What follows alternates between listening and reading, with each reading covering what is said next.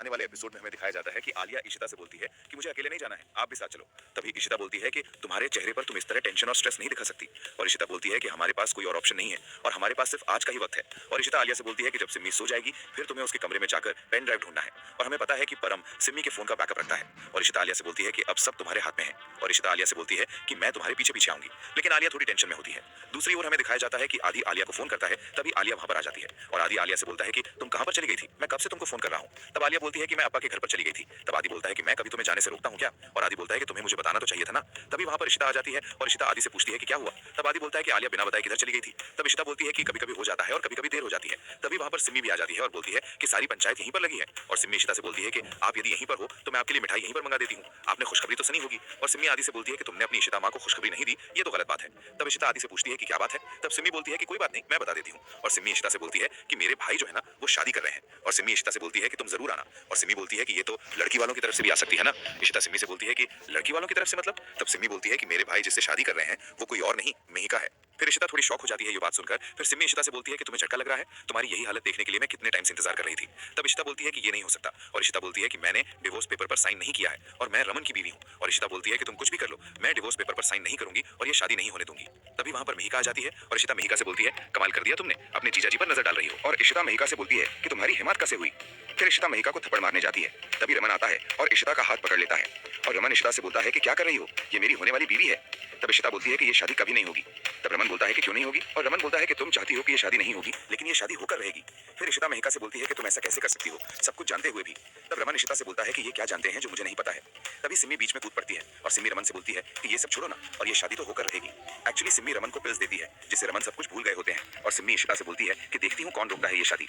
तभी इशिता के माँ बाप वहां पर आ जाते हैं और बोलते हैं कि हम क्या सुन रहे हैं। और इशिता की माँ बोलती है कि मेहिका की शादी रमन के साथ नहीं हो सकती। तब रमन इशिता की माँ से बोलता है कि आप लोग कौन होते हैं ये सब फैसला करने वाले कि मेरी शादी किसके साथ होगी। और रमन बोलता है कि ये हमारे घर का मामला है, आप लोगों को तकलीफ क्यों हो रही है। और इशिता रमन से बोलती है कि ये शादी कभी नहीं होगी। फिर इशिता बोलती है कि मैं तुम्हें चैलेंज देती हूँ कि ये शादी नहीं होगी।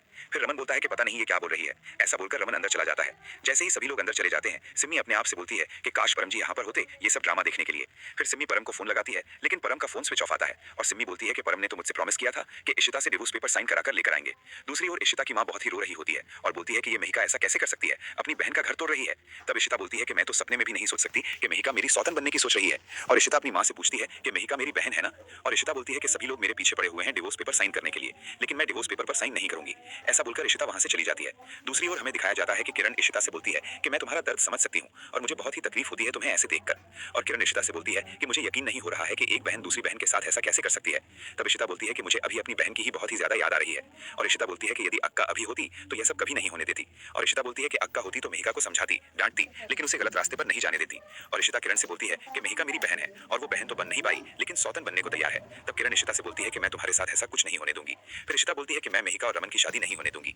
दूसरी ओर हमें दिखाया जाता है कि सभी लोग खाना खा रहे होते हैं। रमन और मेहिका पास में बैठे हुए होते हैं और संतोषी बोलती है कि मैं अपने बहू और बेटे के लिए खास खाना बनाया है। तभी आलिया वहां पर होती है और सोचती है कि अभी तक अम्मा का मैसेज क्यों नहीं आया। तभी संतोषी रमन से बोलती है कि मैं आज पंडित जी को शादी की तारीख निकालने के लिए बोलूंगी और मैं ज्यादा इंतजार नहीं कर सकती और मैं चाहती हूँ कि ये शादी जल्दी से जल्दी हो जाए। फिर आदि वहां से उठकर चला जाता है। तभी वहां पर सिम्मी आती है और सिम्मी रमन से बोलती है कि परम जी रात से घर नहीं लौटे। तब रमन सिम्मी को फोन करने के लिए बोलता है। तब सिम्मी बोलती है कि मैंने बहुत बार फोन किया लेकिन उनका फोन स्विच ऑफ आ रहा है। तभी मेहिका बोलती है कि मेरा एक दोस्त है जो फोन ट्रेस करके बता देगा कि वो कहां पर है। फिर सिम्मी रमन से बोलती है कि भाई मुझे लगता है कि परम जी के गायब होने के पीछे इशिता का हाथ है। तब रमन थोड़ा गुस्सा होता है और रमन सिम्मी से बोलता है कि क्या तुम्हारा और इशिता का कुछ कनेक्शन है, तुम हर बार इशिता का नाम लेती रहती हो। तब सिम्मी बोलती है कि भाई मुझे लगता है कि उसने कुछ किया है। फिर रमन गुस्सा करके वहां से चला जाता है। तभी सिम्मी के पास मेहिका आती है और बोलती है कि मेरी बात हो गई है, वो ट्रेस करके बता देगा, बस थोड़ा टाइम लगेगा। और जो आलिया होती है वो ये सब सुन रही होती है और आलिया बोलती है कि मुझे अम्मा को बताना होगा ये सब। फिर आलिया इशिता के पास जाती है और इशिता आलिया से पूछती है कि क्या हुआ। तब आलिया बोलती है कि कल रात को मैंने वही किया जो आपने बोला था, मैंने सिम्मी बुआ का रूम चेक किया लेकिन उनके कमरे में कोई भी पेन ड्राइव नहीं था और ना ही लैपटॉप था। तभी वहां पर मेहिका आ जाती है और मेहिका आलिया से बोलती है कि मुझे अपनी शादी की शॉपिंग के लिए जाना है, तुम भी मेरे साथ चलो। तब आलिया बोलती है कि मुझे आपकी शादी की शॉपिंग में कोई भी इंटरेस्ट नहीं है। तब मेहिका बोलती है कि मुझसे तुम ऐसे बदतमीज से बात नहीं कर सकती और मैं बहुत जल्दी इस घर की बहू बनने वाली हूँ। तभी इशिता मेहिका से कुछ बोलने जाती है लेकिन मेहिका बोलती है कि मुझसे बात करने की जरूरत नहीं है और तुम्हें तो पता ही है कि मुझे जवाब देना अच्छे से आता है। और मेहिका आलिया से बोलती है कि तुम मेरे साथ चल रही हो नहीं तो रमन को फोन करके कहूँ। और मेहिका बोलती है कि कुछ भी हो जाए लेकिन तुम्हें चलना तो पड़ेगा ही। और मेहिका बोलती है कि मैं कार में तुम्हारा इंतजार कर रही हूँ, तुम आ जाना। फिर इशिता आलिया को जाने के लिए बोलती है तो आलिया चली जाती है।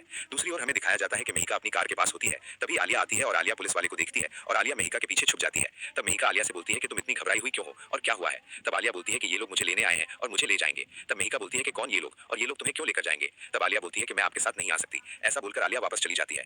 दूसरी ओर जैसे ही आलिया अपने घर में जाती है तभी वहां से इशिता आती है और बोलती है कि पेपर सभी रेडी हैं और जैसे तैसे करके मैं रमन से इन्फॉर्मेशन निकालूंगी। फिर इशिता नीचे जाती है और परम की कार को देखती है और बोलती है कि ये कार यहाँ पर कैसे। और इशिता बोलती है कि परम कार यहाँ पर कौन लेकर आया। और इशिता बोलती है कि अब मैं क्या करूंगी। तभी वहां पर इशिता के पीछे से सिम्मी आती है ताली बजाती हुई। उसके साथ में रमन और परम भी होते हैं। फिर वे सब इशिता के पास जाते हैं और रमन इशिता से बोलता है कि क्या नौटंकी चल रही है, तुम अपने मतलब के लिए किसी की जान ले लोगी। तब इशिता बोलती है कि रमन आपको सच पता नहीं है। तभी वहां पर आदि दौड़ता हुआ आता है और आदि बोलता है कि आलिया ने कुछ कर लिया है। फिर इशिता दौड़कर जाती है और आलिया के पास आती है और इशिता आलिया से बोलती है कि क्या हुआ तुम्हें। फिर इशिता टैबलेट्स की डिब्बी देखती है और इशिता बोलती है कि इसने ओवरडोज ली है और आत्महत्या करने की कोशिश की है। और आदि बोलता है कि कुछ करो ना, इसे कुछ होना नहीं चाहिए। तब इशिता बोलती है कि आलिया ने अभी अभी ली है, अभी तो नॉर्मल है। फिर इशिता जल्दी से डॉक्टर बुलाने को बोलती है और इशिता रमन से सॉल्ट वाटर लाने को बोलती है। और इशिता और आदि आलिया को बाथरूम में लेकर जाते हैं। फिर रमन सॉल्ट वाटर लेकर आता है और डॉक्टर को बुलाता है और इशिता आलिया को सॉल्ट वाटर पिलाती है ताकि उसे उल्टी हो जाए। और आलिया को उल्टी होती है और उल्टी होने के बाद इशिता आलिया को बेड पर सुलाती है और इशिता आलिया आलिया बोलने लग जाती है। तब आलिया बोलती है कि सॉरी। तब इशिता आलिया को थप्पड़ मार देती है और बोलती है कि सुसाइड करना किस चीज का सलूशन है। और इशिता आलिया से बोलती है कि तुम खुद गर्ज हो, तुमने सिर्फ अपने बारे में सोचा, तुमने आदि के बारे में तो सोचा ही नहीं।